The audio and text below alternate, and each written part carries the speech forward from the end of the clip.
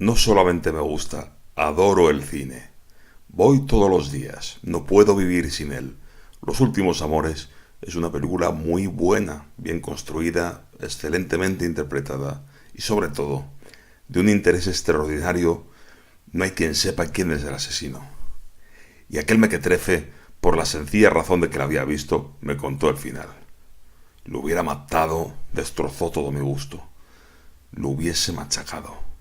Desgraciadamente era amigo mío, pero no se lo perdoné nunca.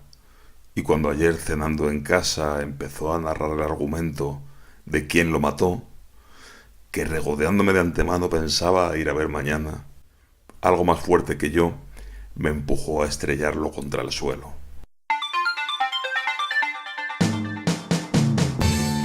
Prótesis, publicación consagrada al crimen.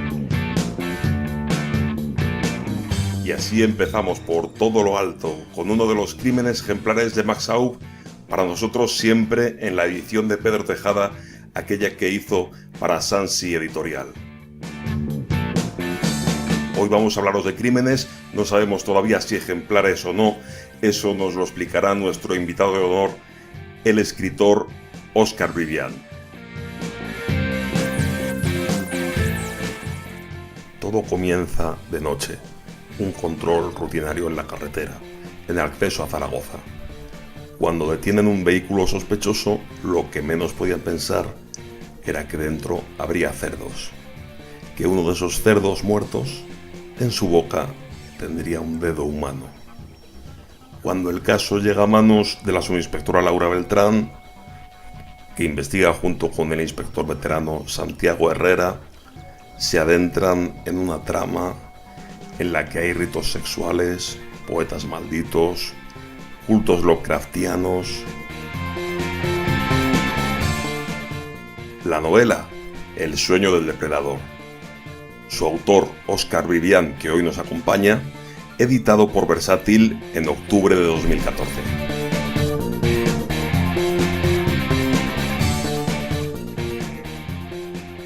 En efecto, hoy nos acompaña, para los oyentes de Prótesis, Óscar Brivián, autor del Sueño del Depredador. Óscar Brivián ha despuntado ganando numerosos premios de relato. Además, ha cultivado la novela en edición independiente por Amazon.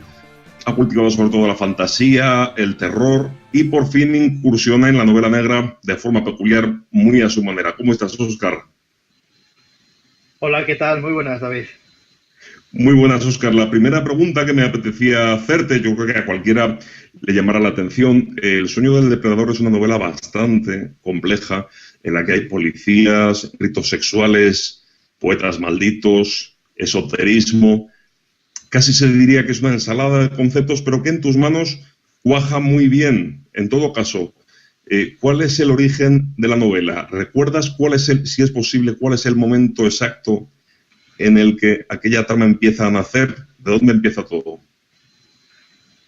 Lo cierto es que es muy complicado saber de un momento exacto. Sí que va surgiendo poco a poco a base de pequeñas ideas, pequeñas dosis, que poco a poco sí que irán formando un todo. Lo que sí que es cierto es que al principio iba a ser una novela bastante diferente, puesto que se me ocurrió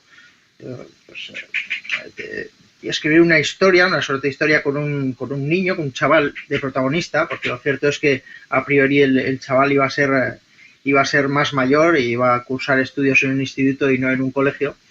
Bueno, iba a ser la historia de un chaval que acababa en un reformatorio, tenía una grandísima imaginación, una poderosa imaginación, y los protagonistas iban a ser una psicóloga de ese adscrita a ese centro de menores y un guardia jurado. Bueno, poco a poco, como quería escribir también acerca del trabajo de los funcionarios de las fuerzas policiales y demás, pues lógicamente tuve que cambiar un poco el panorama y poco a poco pues, fue cambiando mucho la historia, la verdad, de lo que fue en un inicio. De hecho, lo que sí que quería tratar eran ciertos trastornos antisociales, debido a que ya en otras novelas había escrito acerca de temas parecidos y me había documentado sobre las psicopatías, también sobre las enfermedades mentales, que no son lo mismo, aunque haya gente que lo confunda.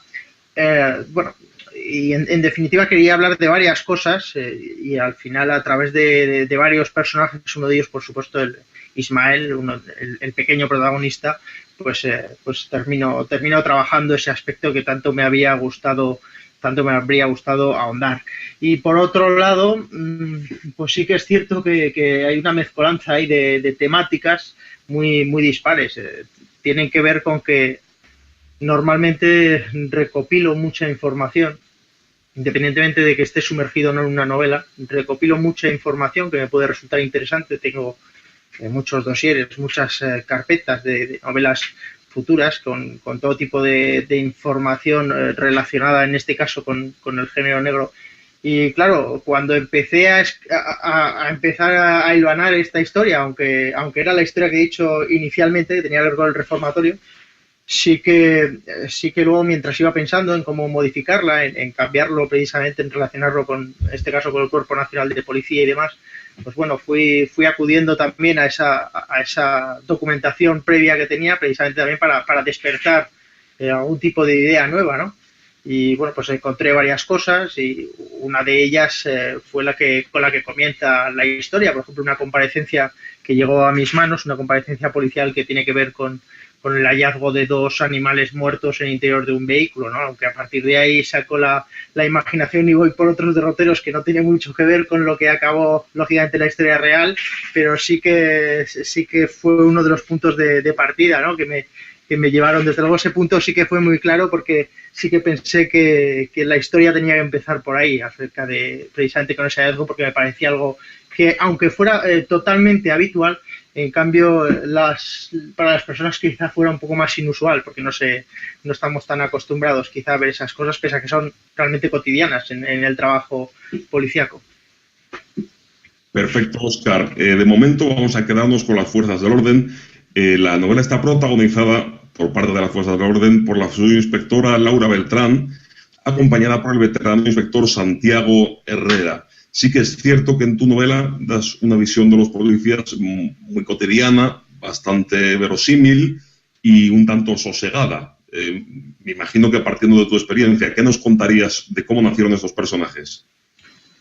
Bueno, en primer lugar, claro, influye muchísimo la profesión de uno. En este caso, en mi caso, trabajo como policía.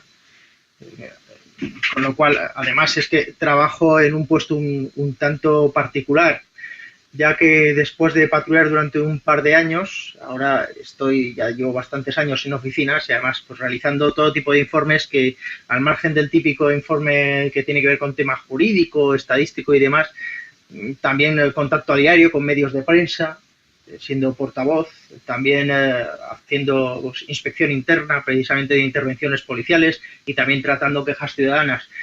Todo esto me sirve para entender multitud de puntos de vista. Creo que me ha enriquecido no solo como policía y como persona, sino también como autor, porque precisamente me sirve para saber un poco cómo piensa realmente el periodista, como algo de lo que mucho quizás nos quejamos, ¿no? Se quejan los policías de por qué los periodistas nos tratan así en ciertas ocasiones. Del mismo modo puedo llegar a entender, pues bueno, cómo distintos estratos sociales pueden tratarnos de un modo u otro en función de la situación en la que nos desenvolvamos. Y bueno, pues ese conocimiento, digamos, de esa especie de caleidoscopio de opiniones, pues me sirve mucho de cara a ser veraz en cuanto al trabajo policial y lo que está relacionado con él, que al final es la gente de todos los estamentos sociales, lógicamente. El policía tiene que, al final, acaba interviniendo a lo largo de su vida con todo tipo de personas del estrato más bajo hasta personas del estrato más alto. Y bueno, cada cosa, cada persona tiene su particularidad, cada protocolo, cada intervención es diferente y sobre todo cada persona tiene su manera de pensar, subjetiva, y su manera incluso de enfocar las cosas, de percibirlas, lógicamente, en función de también de las vivencias personales que ha tenido cada uno. Luego también tiene opiniones respecto incluso a lo que ve, pese a que varias personas vean lo mismo, lógicamente para cada una interpretará una cosa distinta. Y pues precisamente por ese motivo yo quería darle fuerza y veracidad a unos personajes policíacos que entiendo que en muchas novelas negras pues no la tienen, porque es cierto que o bien se acude a los viejos tópicos, que afortunadamente poco a poco se van dejando de lado, lógicamente, ya esos tópicos de quizás las policías con los antiguos protocolos tipo franquista o de la transición, pues bueno, poco a poco vamos evolucionando hacia otra cosa y se van viendo personajes de otro tipo.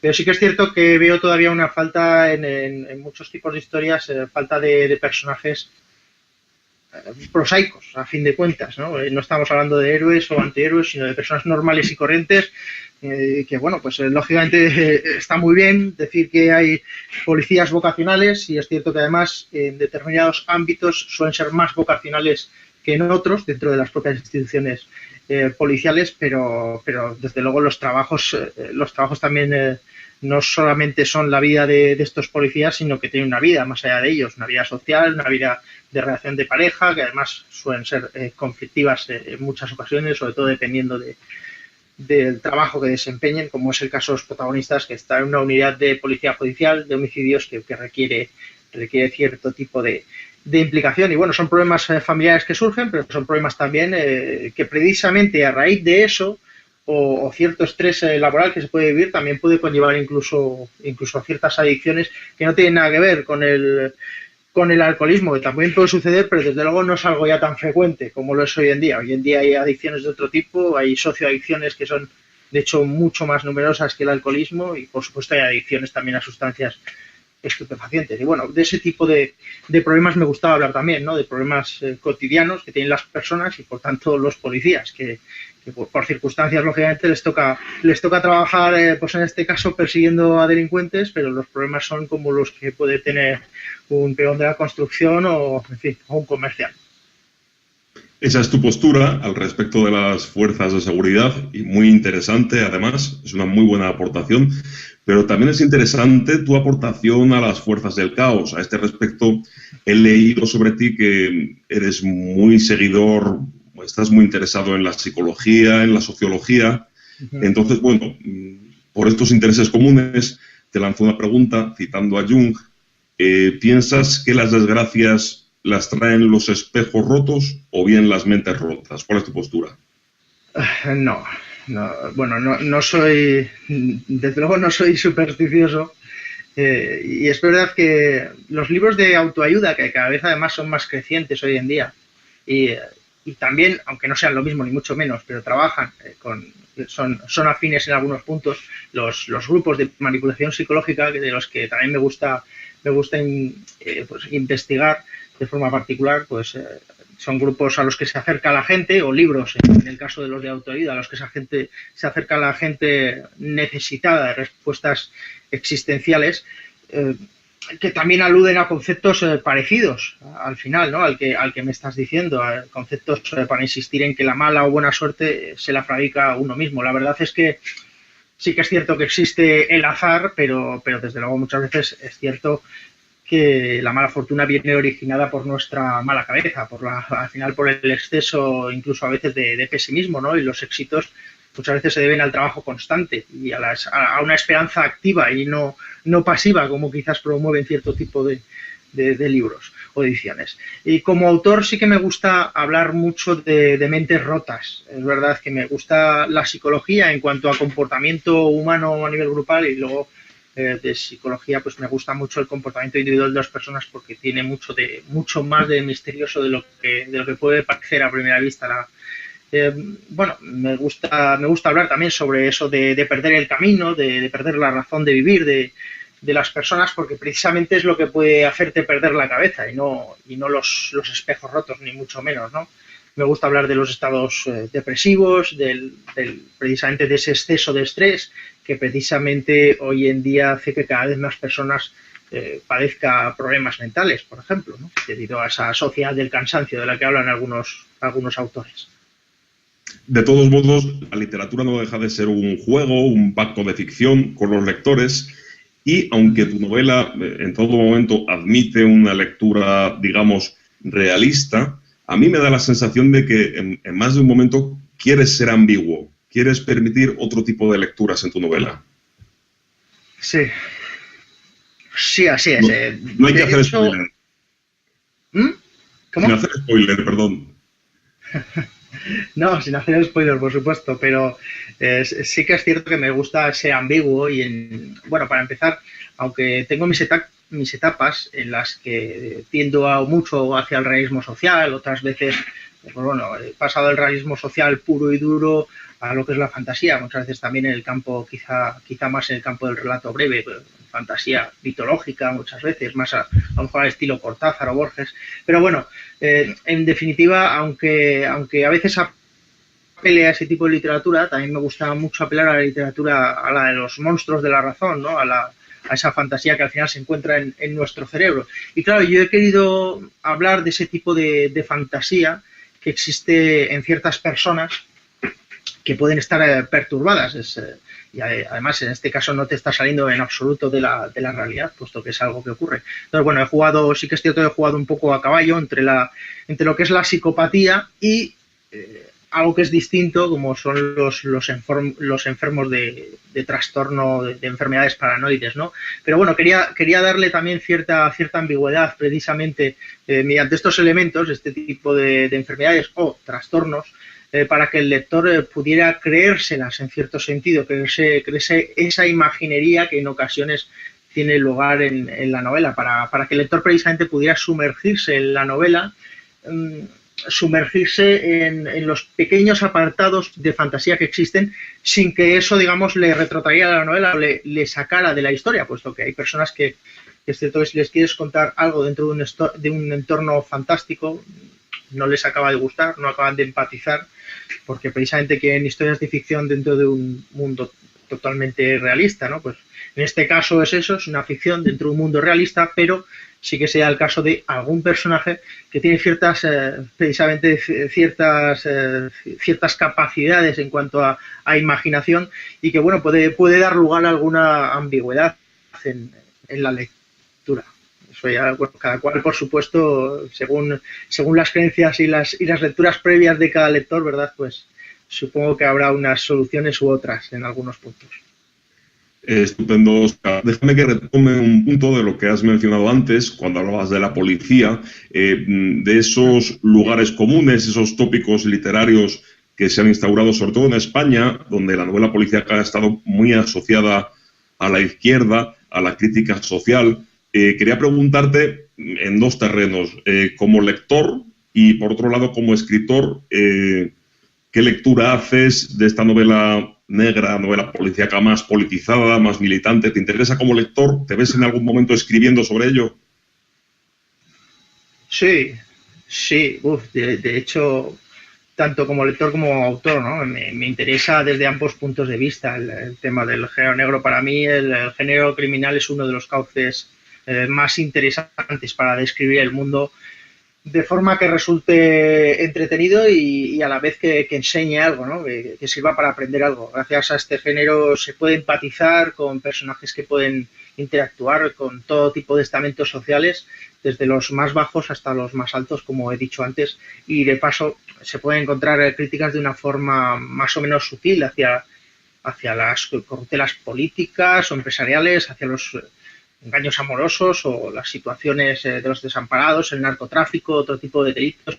En fin, se puede ver ajustes de cuentas, un elenco enorme de delitos, de daños que se cometen. Se puede aprender mediante este tipo de novelas sobre hábitos tan habituales como precisamente el consumo tan abusivo de alcohol que tenemos en algunos personajes, ciertamente tópicos también de sustancias estupefacientes, o en fin, se puede aprender acerca del ocio nocturno o sumergirse en el deterioro precisamente de algunas relaciones laborales o con el trajín y también uno se puede sumergir en el trajín de las ciudades y en las ciudades mismas y en las costumbres de sus habitantes, precisamente a raíz de la novela negra. Por lo tanto, es un ámbito, bajo mi punto de vista, como lector fundamental para aprender las situaciones que se pueden dar en cada situación geográfica, en cada grupo social, y lógicamente como autor es un campo en el que arar para mí impresionante, y espero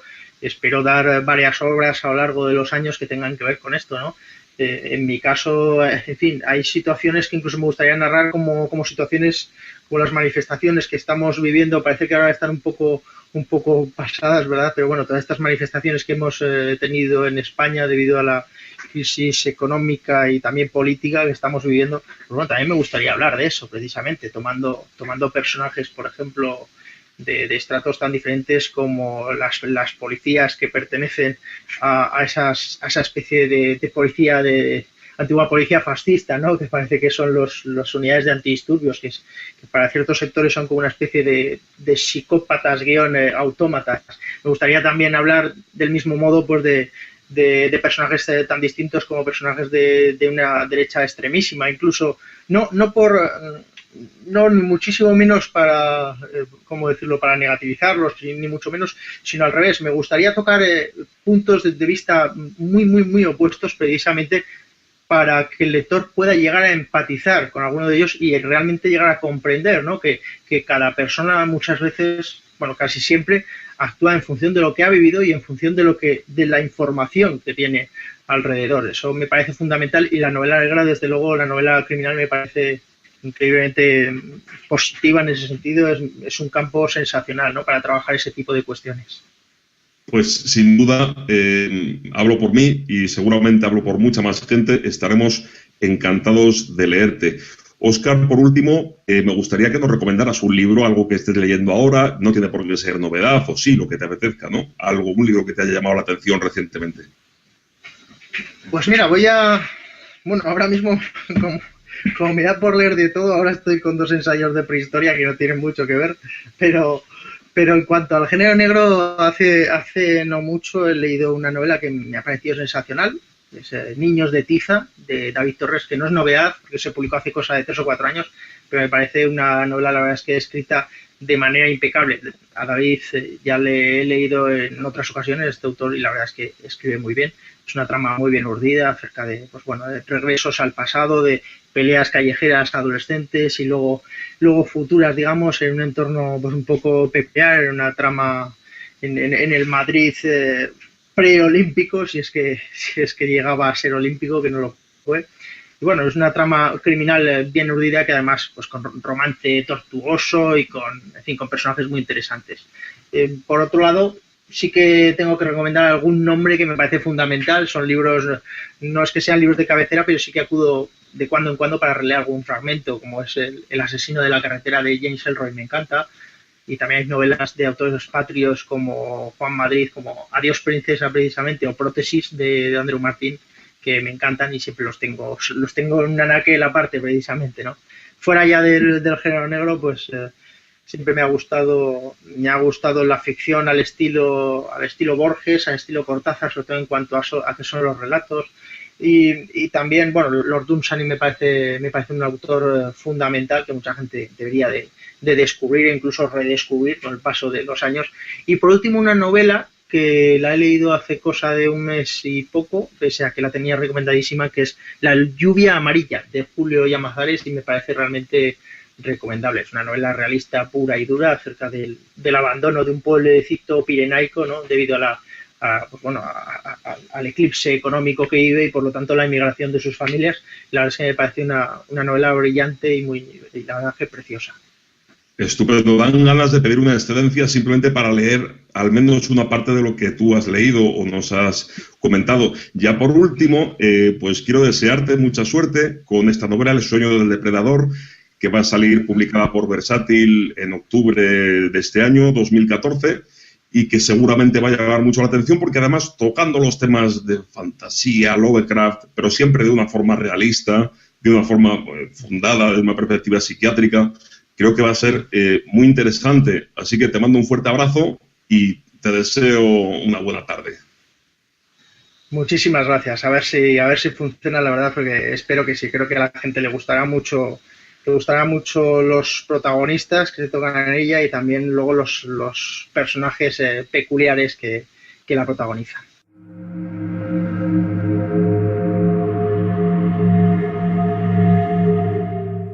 Solo unas pocas personas eran capaces de visualizar el mal que gangrenaba el mundo porque los oscuros tubérculos que corrompían los cuerpos y las mentes solo eran perceptibles para esos elegidos, capaces de reconocer las heridas, las enfermedades y el sufrimiento de los seres vivos, aunque no se mostrasen a simple vista.